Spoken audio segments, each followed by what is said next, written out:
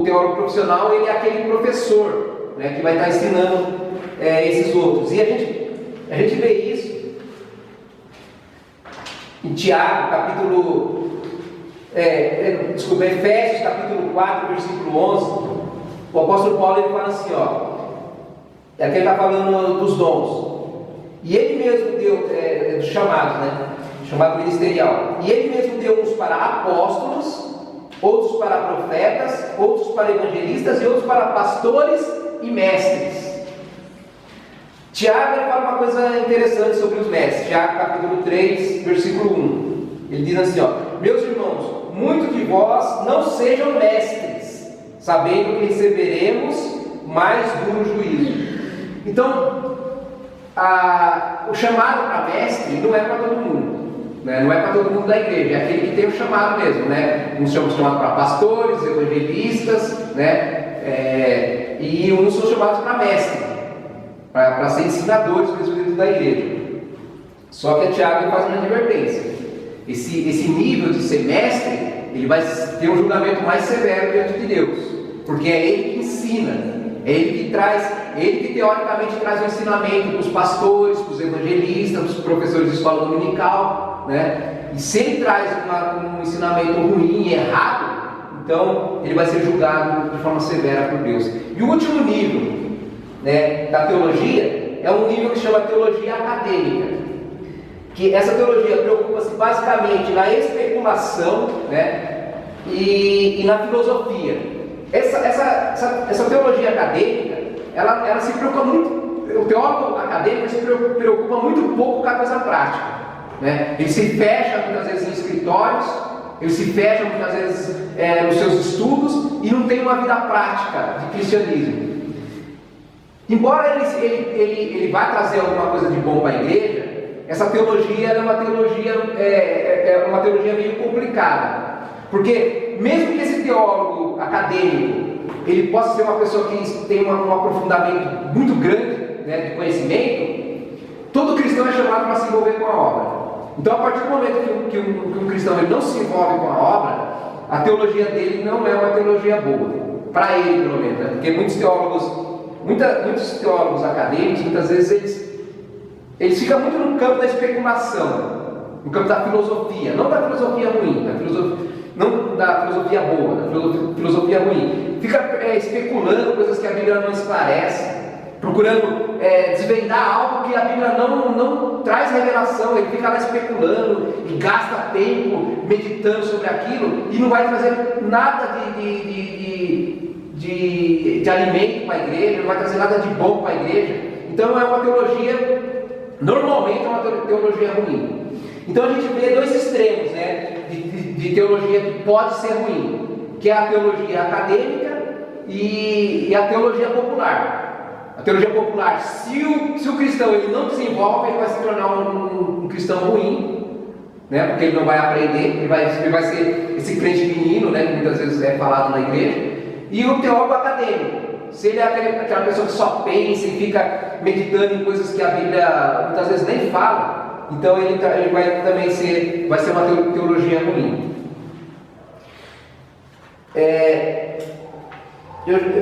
Eu vou só falar rapidamente algumas passagens.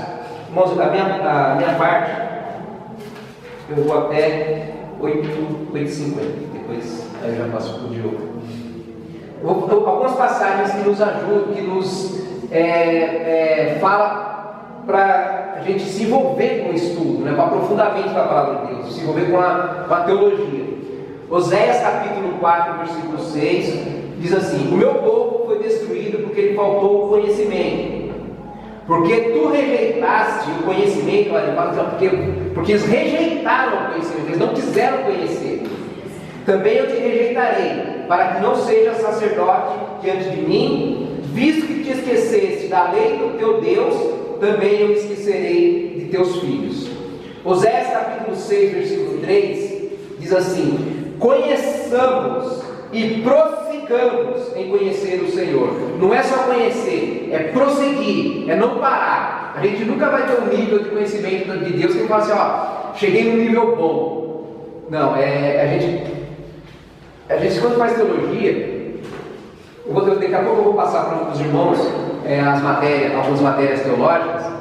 Irmãos, assim, quando a gente entra num curso teológico que tem esse, num seminário teológico, a gente acha que, sei lá, daqui 6 meses, 1 ano, eu vou estar bom, vou ter aprendido bastante, não preciso estudar mais. Mas você fazer teologia é que nem você estudar astronomia. A gente olhar lá para o céu, do jeito que hoje está nublado, mas por exemplo, um dia que está o céu limpo, a gente olha aquelas estrelas, né? Muitas estrelas que a gente não consegue nem contar. Mas quando você olha com telescópio, irmãos, a coisa se expande. E quando você faz teologia é a mesma coisa. Quando você começa a estudar teologia e você vai olhar as coisas, as matérias, aquilo que a teologia nos ensina, irmãos, é algo que a gente vai estudar a vida inteira e a gente não vai chegar nem 1% daquilo que Deus revela. E uma coisa, teologia boa, ela só parte da Bíblia, ela não parte de especulação. Teologia boa, ela não vai ficar especulando coisas que a Bíblia não fala. A gente usa ferramentas, né? Usa geografia, usa história, usa filosofia, né? A gente usa muitas ferramentas para nos ajudar, mas nenhuma dessas ferramentas ela substitui a Bíblia e nenhuma dessas ferramentas elas nos tira para especular coisas que não estão dentro da Bíblia. Todas as ferramentas que nós usamos para fazer a teologia são ferramentas que a gente vai encontrar dentro da Bíblia também. A Bíblia, daqui a pouco eu vou mostrar algumas coisas. A própria Bíblia vai nos indicar os caminhos para fazer teologia.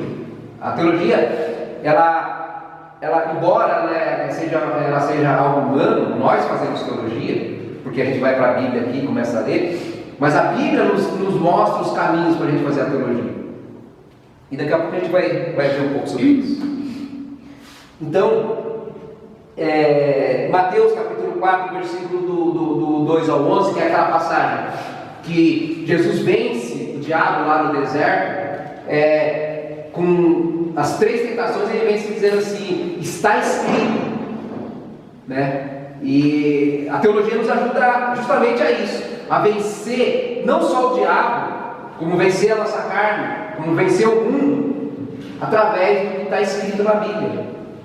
Quando a gente tem conhecimento mais profundo do que está escrito, a gente tem chance de vencer as nossas dificuldades, vencer o pecado, vencer uma coisa que eu sempre falo. Às vezes tem pessoas que às vezes não concordam comigo, mas todo ser humano é egoísta, todo ser humano, todos nós somos egoístas.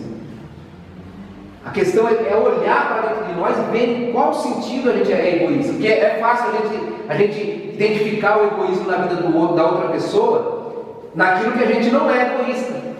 A pessoa é uma pessoa, a gente olha e fala assim: essa pessoa é tão egoísta, porque aquele egoísmo que aquela pessoa tem, muitas vezes não se identifica com o meu egoísmo. Então a Bíblia nos ajuda, ela é um manual que nos ajuda a olhar para nós mesmos e fazer autoavaliação, porque antes de chegar na igreja, a gente tem um conceito de nós mesmos, mas quando a gente começa a se deparar com o que as Escrituras falam a respeito de nós, né, a gente se envergonha de quem a gente é, tipo de ser humano que a gente é. Quando a gente começa a ler as Escrituras e Deus fala como que o ser humano tem que ser. Às vezes a gente fala assim, às vezes a gente vai para a Bíblia e aí a gente vê, né, a questão de nós nos julgarmos a nós mesmos. Aí a gente julga assim: eu sou ruim, mas não sou como fulano, não sou como um ladrão, um pedófilo, não sou como um trapaceiro, um adúltero. Só que o problema nosso é que a Bíblia, Deus nos ensina que o nosso padrão de como nós temos que ser não é o pedófilo, não é o ladrão, não é o mentiroso. O padrão de como nós temos que ser é Jesus Cristo. Então, quando a gente olha para o tipo de pessoas que nós somos, e nós olhamos para o tipo de pessoa que Jesus disse que nós temos que ser, a gente vai sempre ver que a gente está bem abaixo do padrão, né? E isso nos ajuda a tentar, pelo menos, a melhorar como pessoas, a melhorar como marido, a melhorar como filho, a melhorar como pai, a melhorar como vizinho, como funcionários, né? Quando a gente olha não para aquelas pessoas que estão do nosso lado, mas olhamos para Cristo, Quanto mais nós crescemos no conhecimento, que a teologia vai nos ajudar a conhecer o tipo de homem que Deus, o tipo de mulher que Deus quer que nós venhamos ser, isso aí vai nos ajudar a vencer, né? Que nem Jesus venceu. Está escrito, né? Está escrito que tipo de pessoas nós temos que ser. Aí tem mais alguns versículos. Conhecereis, João 8,32 diz: conhecereis a verdade vos libertará. 2 Timóteo capítulo 2, versículo 15 diz: procura apresentar-te a Deus aprovado, como obreiro que não tem de que se envergonhar, que maneja bem a palavra da verdade. A palavra da verdade que está falando é a Bíblia Sagrada. O cristão, ele tem que manejar bem, ele tem que saber encontrar as respostas para dar para as pessoas lá fora, ou muitas vezes para os próprios questionamentos dentro da Bíblia Sagrada. 2 Pedro capítulo 3, versículo 16 ao 18, o apóstolo Pedro diz assim, falando disso, como em todas as suas epístolas, entre as quais há pontos difíceis de entender, que os indoutos e inconstantes torcem igualmente as outras escrituras para a sua própria perdição. Vós, portanto, amados, sabendo isto de antemão, guardai-vos de que pelo engano dos homens abomináveis sejais juntamente arrebatados e descaias da vossa firmeza. Antes crescei na graça e conhecimento de nosso Senhor e Salvador Jesus Cristo. Olha que coisa que eu sou na época que esse meu amigo, né, esse pastor, falou para mim que eu não precisava de buscar interpretar a Bíblia. Se eu conhecesse esse versículo, né, eu ia mostrar para ele, falando assim, o apóstolo Pedro falando para a igreja, falando disso em todas as suas epístolas, entre as quais há pontos difíceis de entender. Pedro está falando que muitas das cartas de Paulo havia muitos pontos difíceis de entender, e que muita gente estava distorcendo esses pontos difíceis, fazendo com que a igreja está se perdendo, né? Então, a teologia vai nos ajudar o quê? A entender esses pontos difíceis. Tem muita coisa muito simples na Bíblia, tem muitas coisas fáceis que a gente entende, numa leitura simples a gente entende. Mas a teologia, ela vai nos ajudar a entender os pontos difíceis, as coisas mais complicadas, né? Aqueles pontos que a gente muitas vezes lê, a gente não compreende, né? E aí a teologia vai nos ajudar a entender esses pontos.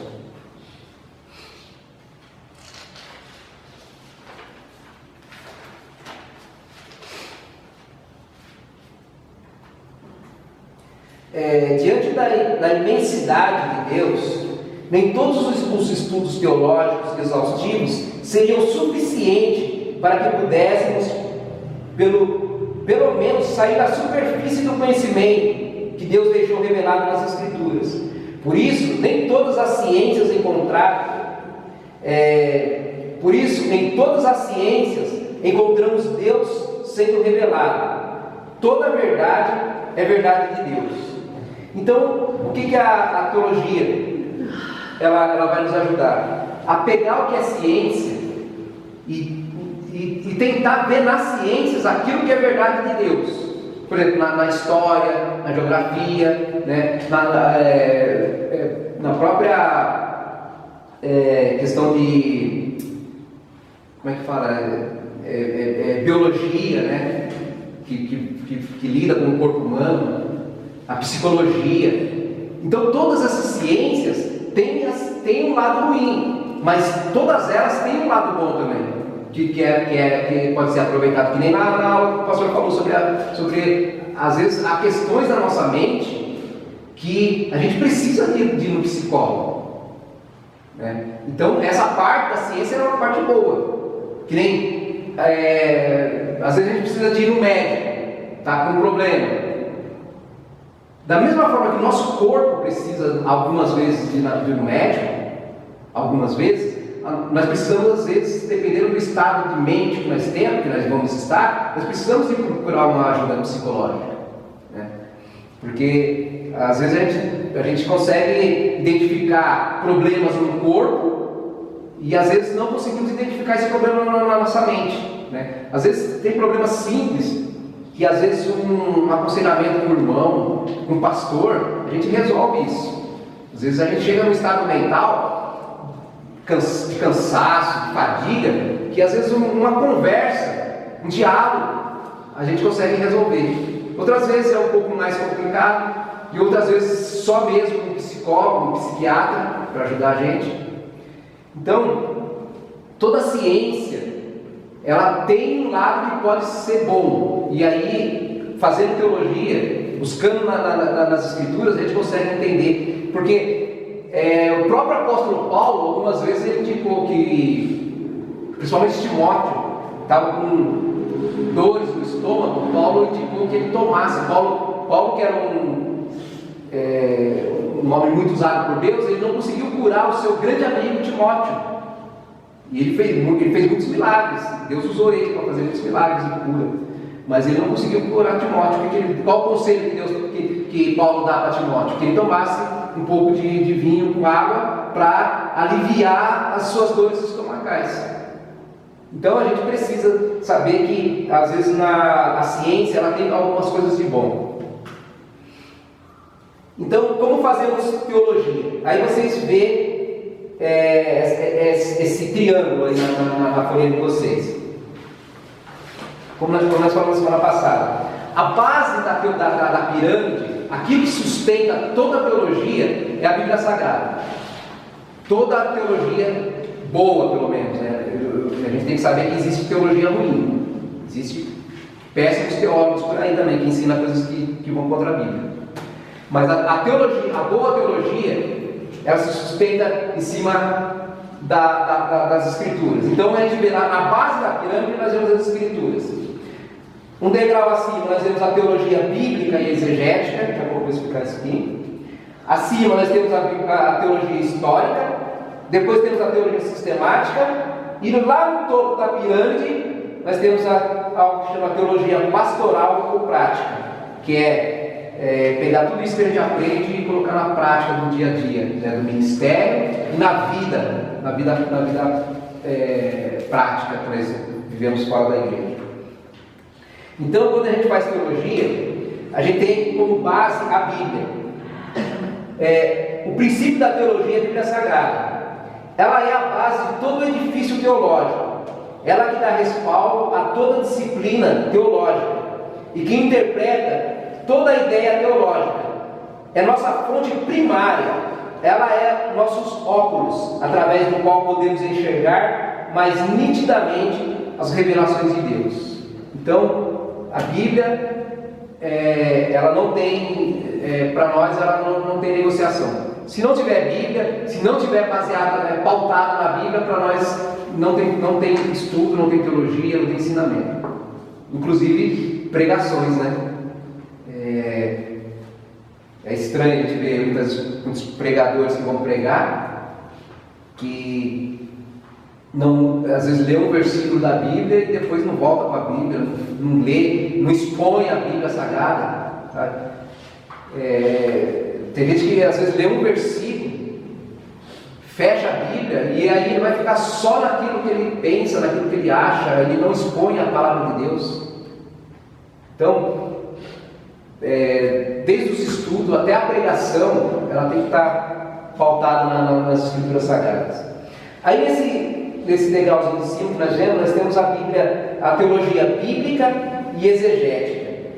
Essa teologia, ela se preocupa, a teologia bíblica e exegética, ela se preocupa com o quê? Com a interpretação da palavra de Deus, né? Eu vou estar passando, cada um vai passando, para os irmãos verem. Essa aqui foi a primeira Bíblia, né? Teoricamente a primeira Bíblia escrita, que ela tá em hebraico. Na verdade, aqui nós temos vários sinaizinhos que no original não tinha, né? Não tinha capítulo, não tinha versículo, não tinha nome, aqui não tinha nada. Mas os teólogos eles fizeram esses sinais aqui para ajudar a gente a ler melhor. Mas aqui, essa foi a primeira Bíblia. Eu passo para ela, depois vai passando. A primeira Bíblia que foi escrita foi essa. Então, isso está em hebraico. A segunda Bíblia foi essa daqui. Essa daqui é a Septuaginta. Essa daqui, antes de sair o Novo Testamento, saiu essa daqui, que ela tá em grego, só que é só o Antigo Testamento. Então a teologia bíblica e exegética, ela se preocupa com o quê? Com a interpretação. Ela se preocupa com os originais, né? Como que pode a melhor forma de interpretar, né, a Bíblia. E ela se preocupa, ela fala assim, ó, a teologia bíblica se preocupa de entender o momento histórico. A exegese, que na folha de vocês está escrito, não está, irmãos? Isso, está assim. Essa palavra é meio difícil, exegese. Essa aqui é a Bíblia, foi escrita do Novo Testamento. Essa daqui é o grego. Então foi, a primeira Bíblia, a segunda versão, e essa daqui foi a terceira. Novo Testamento grego. Então, qual a preocupação que nós temos que ter quando a gente interpreta a Bíblia? A gente tem que estar preocupado com a geografia, né, aonde foi falado, onde foi escrito, para onde foi mandado aquele escrito. A interpretação nos ajuda também a entender todo o contexto histórico, né? Por que foi escrito aquilo. Então, é um campo bem amplo. Quando a gente estuda só sobre teologia bíblica, né, e a exegese, a gente tem que ter um vasto campo de estudo. Porque a gente essa parte, ela só se preocupa com a interpretação da Bíblia. Primeiro, pega os originais, depois pega já na nossa própria língua e vai procurar entender o que as passagens, que nem Pedro falou lá, as passagens difíceis, o que elas querem dizer, né? Então, a segunda parte da pirâmide é justamente essa questão da interpretação. A terceira parte da pirâmide, que eu passei para vocês, é a teologia histórica.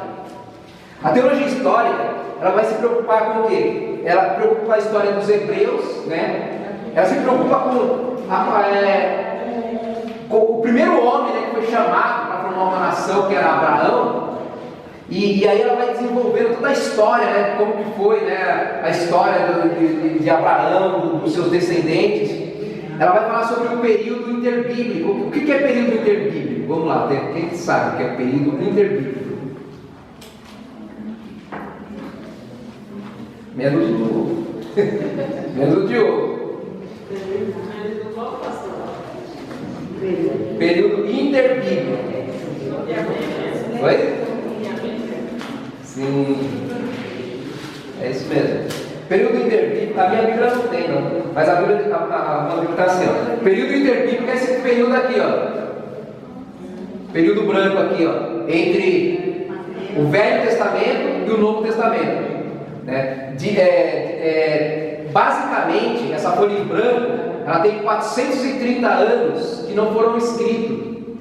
E, assim, não foram escritos não, tiveram vários escritos. Só que nenhum desses escritos entrou para a Bíblia Sagrada. Só foram 430 anos de que a história não foi não foi uma história inspirada. Né? Tem muitos livros.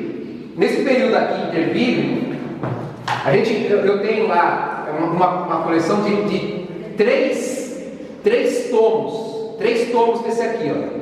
São 3 bíblias dessas, só de livros que foram escritos nessa época, interbíblico. E 430 anos o quê, irmão? Por favor, repita. 430 anos.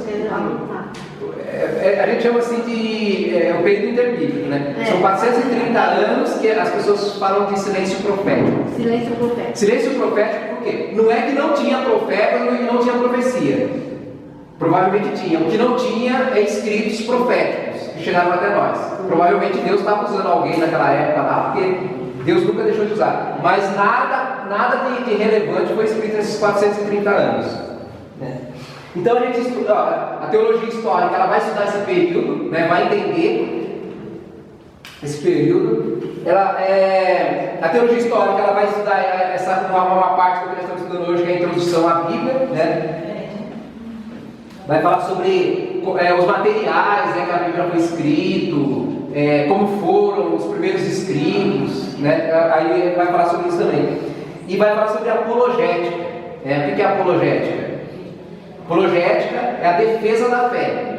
É como que a apologética vai falar como que a gente defende a nossa fé diante das coisas do mundo, né? Como que a gente dá resposta às seitas, heresias, como que a igreja fala sobre aborto, como que a igreja fala sobre eutanásia, homossexualismo.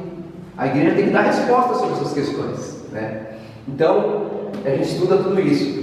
E na penúltima parte da pirâmide, quase chegando no último, nós temos uma coisa que chama teologia sistemática. O que a teologia sistemática ela estuda?